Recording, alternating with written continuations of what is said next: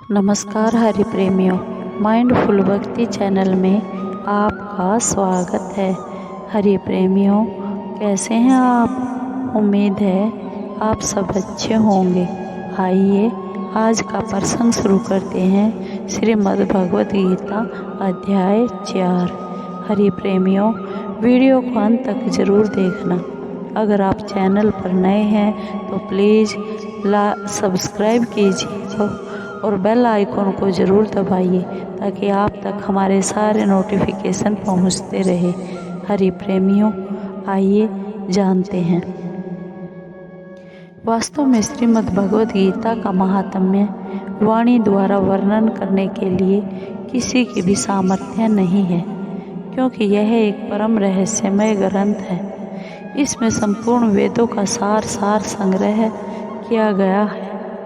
जो मनुष्य शुद्ध चित्त होकर प्रेम पूर्वक इस पवित्र गीता शास्त्र का पाठ करता है, वह भय और शोक आदि से रहित होकर विष्णु धाम को प्राप्त कर लेता है। जो मनुष्य सदा गीता का पाठ करने वाला है तथा प्राणायाम में तत्पर रहता है, उसके इस जन्म और पूर्व जन्म में किए हुए समस्त पाप निसंदेह नष्ट हो जाते हैं। जल में प्रतिदिन किया हुआ स्नान मनुष्यों के केवल शारीरिक मल का नाश करता है, परंतु गीता ज्ञान रूप जल में एक बार भी किया हुआ स्नान संसार मल को नष्ट करने वाला है। जो साक्षात कमलनाथ भगवान श्री विष्णु के मुख कमल से प्रकट हुई है, उस गीता जी का भली भांति गान करना चाहिए। अन्य शास्त्रों के विस्तार से क्या प्रयोजन? जो महाभारत का अमृत व उपम सार है तथा जो भगवान श्री कृष्ण के मुख से प्रकट हुआ है, उस गीता रूप गंगा जल को पी लेने पर पुनः इस संसार में जन्म नहीं लेना पड़ता है। हरि प्रेमियों, आइए जानते हैं श्री गीता जी का 4था अध्याय। श्री भगवान बोले, मैंने इस अविनाशी योग को सूर्य से कहा था। सूर्य ने अपने पुत्र व्यवस्थ मनु से कहा और मनु ने अपने पुत्र राजा इक्ष्वाकु से कहा, हे परंतप अर्जुन, इस प्रकार परंपरा से प्राप्त हुए इस योग को राज ऋषियों ने जाना, किंतु उसके बाद वह योग बहुत काल से इस पृथ्वी लोक में लुप्त प्राय हो गया। तू मेरा भक्त और प्रिय सखा है, इसलिए वही यह पुरातन योग आज मैंने तुझको कहा है, क्योंकि यह बड़ा ही उत्तम रहस्य है, अर्थात गुप्त रखने योग्य है। अर्जुन बोले, आपका जन्म तो अवर्चनीय अभी हाल ही का है और सूर्य का जन्म बहुत पुराना है, अर्थात कल्प के आदि में हो चुका था। तब मैं इस बात को कैसे समझूं कि आप ही ने कल्प के आदि में सूर्य से यह योग कहा था? श्री भगवान बोले, हे परंतप अर्जुन, मेरे और तेरे बहुत से जन्म हो चुके हैं, उन सब को तू नहीं जानता, किंतु मैं जानता हूँ। मैं अजन्मा अविनाशी स्वरूप होते हुए भी तथा समस्त प्राणियों का ईश्वर होते हुए भी अपनी प्रकृति को अधीन करके अपनी योग माया से प्रकट होता हूँ। हे भारत, जब जब धर्म की हानि और अधर्म की वृद्धि होती है, तब तब ही मैं अपने रूप को रचता हूँ, अर्थात साकार रूप में लोगों के सम्मुख प्रकट होता हूँ। साधु पुरुषों का उद्धार करने के लिए, पाप कर्म करने वालों का विनाश करने के लिए और धर्म की अच्छी तरह से स्थापना करने के लिए मैं युग युग में प्रकट हुआ करता हूँ। हे अर्जुन, मेरे जन्म और कर्म दिव्य अर्थात निर्मल और अलौकिक हैं। इस प्रकार से जो मनुष्य तत्व से जान लेता है, वह शरीर को त्याग कर फिर जन्म को प्राप्त नहीं होता, किंतु मुझे ही प्राप्त होता है। पहले भी जिनके राग, भय और क्रोध सर्वथा नष्ट हो गए हैं और जो मुझ में अनन्य प्रेम पूर्वक स्थित रहते थे, ऐसे मेरे आश्रित रहने वाले बहुत से भक्त उपयुक्त ज्ञान रूप तप से पवित्र होकर मेरे स्वरूप को प्राप्त हो चुके हैं। हे अर्जुन, जो भक्त मुझे जिस प्रकार भजते हैं, मैं भी उनको उसी प्रकार भजता हूँ, क्योंकि सभी मनुष्य सब प्रकार से मेरे ही मार्ग का अनुसरण करते हैं। इस मनुष्य लोक में कर्मों के फल को चाहने वाले लोग देवताओं का पूजन किया करते हैं, क्योंकि उनको कर्मों से उत्पन्न होने वाली सिद्धि शीघ्र मिल जाती है। ब्राह्मण, क्षत्रिय, वैश्य और शूद्र, इन 4 वर्णों का समूह गुण और कर्मों के विभाग पूर्वक मेरे द्वारा रचा गया है। इस प्रकार उस सृष्टि रचनाधि कर्म का कर्ता होने पर भी मुझ अविनाशी परमेश्वर को तू वास्तव में अकर्ता ही जान। कर्मों के फल में मेरी सप्रिया नहीं है, इसलिए मुझे कर्म लिप्त नहीं करते।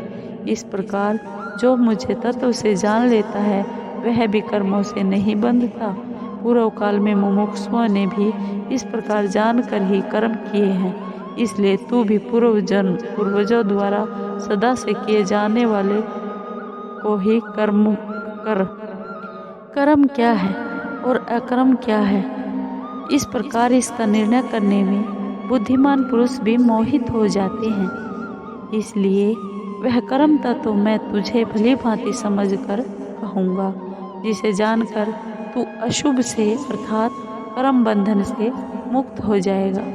स्वरूप, कर्म का स्वरूप भी जानना चाहिए और अकर्म का स्वरूप भी जानना चाहिए तथा विकर्म का स्वरूप भी जानना चाहिए, क्योंकि कर्म गति गहन है।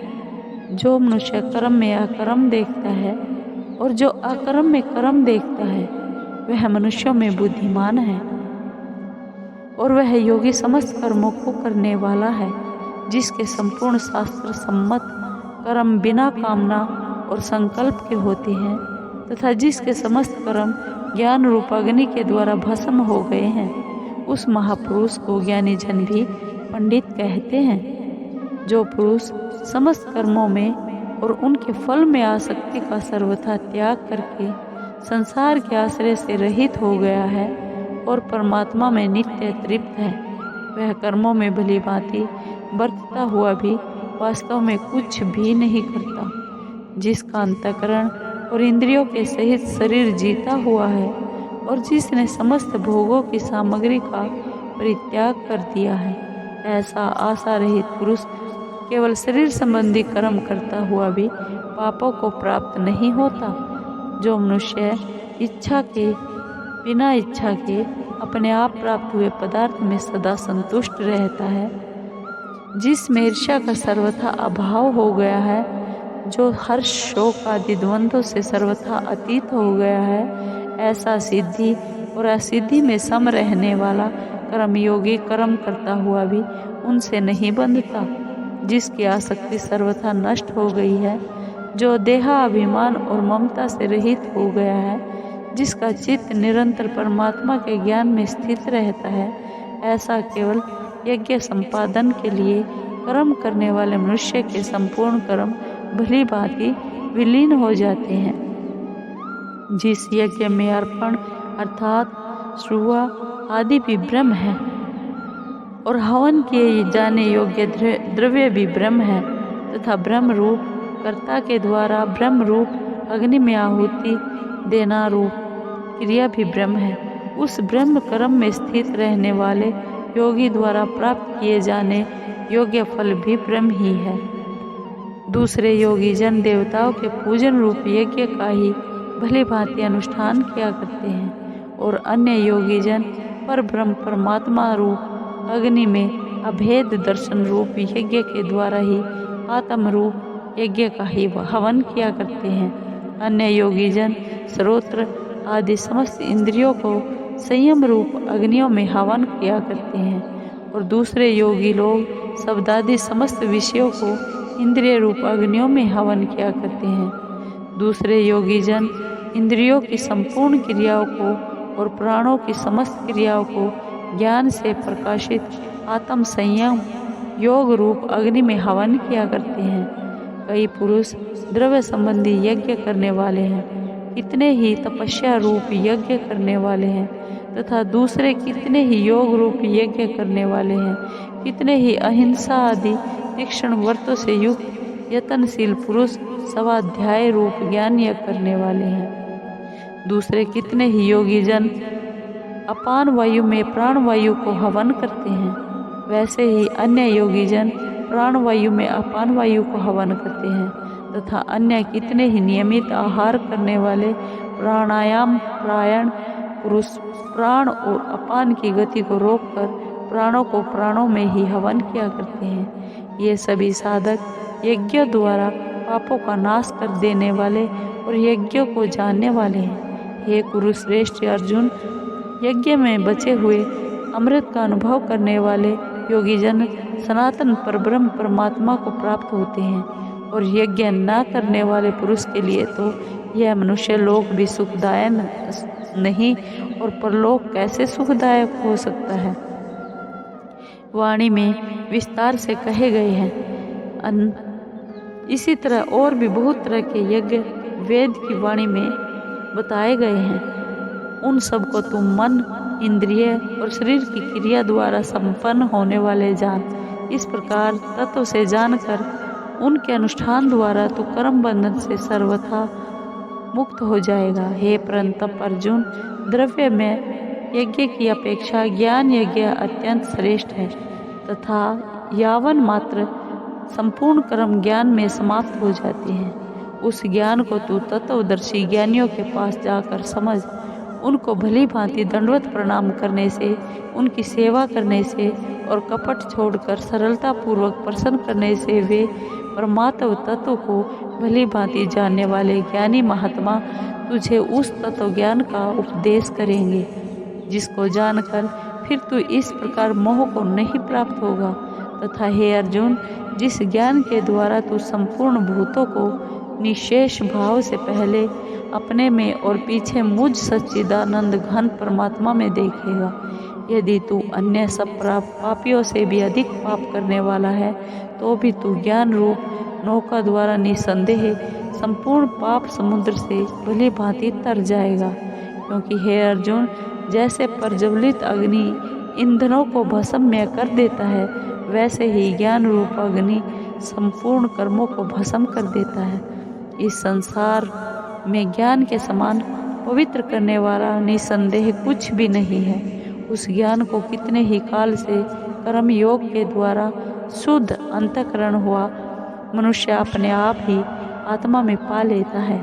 जितेंद्रिय, साधन परायण और श्रद्धावान मनुष्य ज्ञान को प्राप्त होता है, तथा ज्ञान को प्राप्त होकर वह बिना विलंब किए तत्काल ही भगवत प्राप्ति रूप परम शांति को प्राप्त हो जाता है। विवेकहीन और श्रद्धा रहित संशय युक्त मनुष्य परमार्थ से अवश्य भ्रष्ट हो जाता है। ऐसे संशय युक्त मनुष्य के लिए न यह लोक है, न परलोक है, और न सुख ही है। हे धनंजय, जिसने कर्मयोग की विधि से समस्त कर्मों का परमात्मा में अर्पण कर दिया है, जिसने विवेक द्वारा समस्त संशयों का नाश कर दिया है, ऐसे वश में किए हुए अंतःकरण वाले पुरुष को कर्म नहीं बांधते। इसलिए हे भरतवर्षी अर्जुन, तू हृदय में स्थित इस अज्ञान जनित अपने संशय का विवेक ज्ञान रूप तलवार द्वारा छेदन करके समत्व रूप कर्मयोग में स्थित हो जा और युद्ध के लिए खड़ा हो जा। हरि प्रेमियों, चतुर्थ अध्याय समाप्त हुआ। हरि प्रेमियों, आपको ये वीडियो कैसी लगी? अगर आपको वीडियो अच्छी लगी हो तो प्लीज़ लाइक कीजिए, शेयर कीजिए, सब्सक्राइब कीजिए और कमेंट ज़रूर कीजिए। धन्यवाद।